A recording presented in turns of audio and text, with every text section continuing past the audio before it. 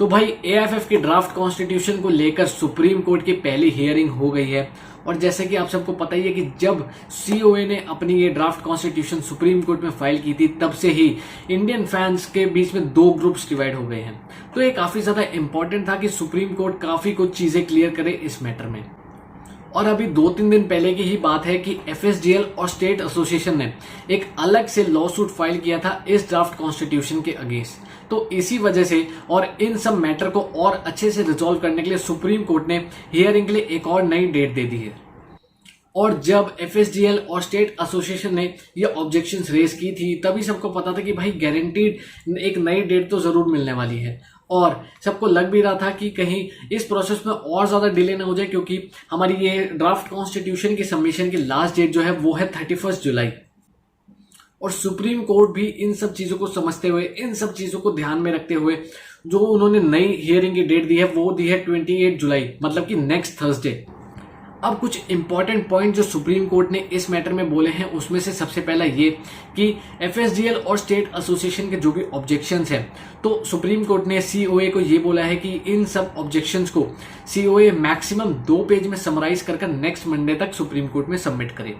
और दूसरी चीज ये कि एआईएफएफ और एफएसडीएल के बीच में जो भी मास्टर राइट एग्रीमेंट था, तो सुप्रीम कोर्ट ने इस मास्टर राइट एग्रीमेंट से रिलेटेड कुछ भी मैटर को एंटरटेन करने से मना कर दिया है। तो जब सीओए ने अपनी ये ड्राफ्ट कॉन्स्टिट्यूशन सुप्रीम कोर्ट में सबमिट की थी, तो एक क्वेश्चन ये भी रेज हुआ था कि एएफएफ और एफएसडीएल के बीच में जो ये एग्रीमेंट हुआ है उसका क्या होगा।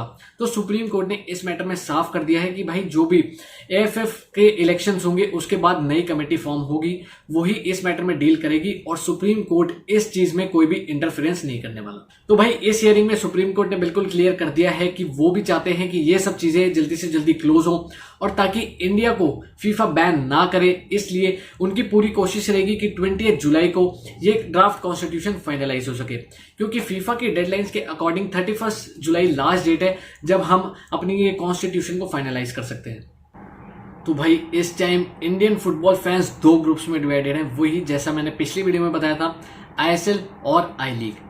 एक तरफ है जो स्टेट एसोसिएशन और एफएसडीएल को सपोर्ट कर रहे हैं, और दूसरी तरफ जो सीओए और रंजीत बजाज को सपोर्ट कर रहे हैं। तो इन दोनों में से कौन सही है कौन गलत, इस चीज पर तो मैं नहीं जाऊंगा, लेकिन एक चीज ये कि भाई इस टाइम पर हम फीफा बैन अफोर्ड नहीं कर सकते, क्योंकि ये बैन सिर्फ इंडिया के लिए नहीं बल्कि बाकी किसी भी कंट्री की फुटबॉल डेवलपमेंट के लिए बहुत बुरा होता है। क्योंकि अगर फीफा बैन लग गया तो भाई कोई इंटरनेशनल टूर्नामेंट्स नहीं, कोई एशियन कप नहीं, कोई इंटरनेशनल फ्रेंडली मैच नहीं, कोई एएफसी कप नहीं, कोई चैंपियंस लीग नहीं।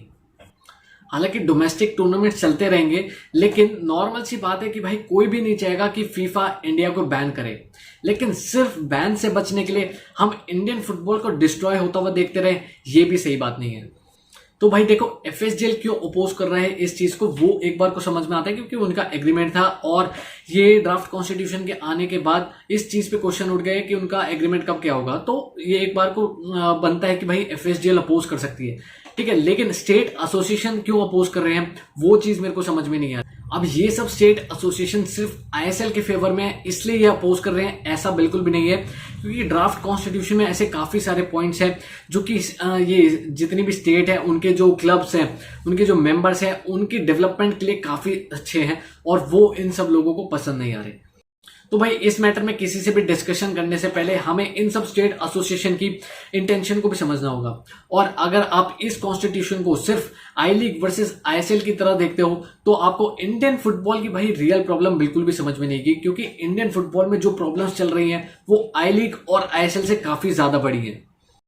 अब आप देखो कि रंजीत बजाज ने 2-3 चैनल्स पर इंटरव्यू दिए हैं और अपने पॉइंट्स को क्लियरली एक्सप्रेस किया है। अब भाई किसी के लिए ये सही हो सकते हैं, किसी के लिए गलत हो सकते हैं, उस चीज में मैं नहीं जा रहा, लेकिन मैं सिंपल सी बात ये कह रहा हूं कि उन्होंने एटलीस्ट अपना पॉइंट ऑफ व्यू तो रखा है पब्लिक के सामने। और भाई स्टेट एसोसिएशन, तो भाई मैंने तो अब तक नहीं सुना कि स्टेट एसोसिएशन की तरफ से कोई सामने आया हो और अपना पॉइंट ऑफ व्यू उन्होंने दिया हो।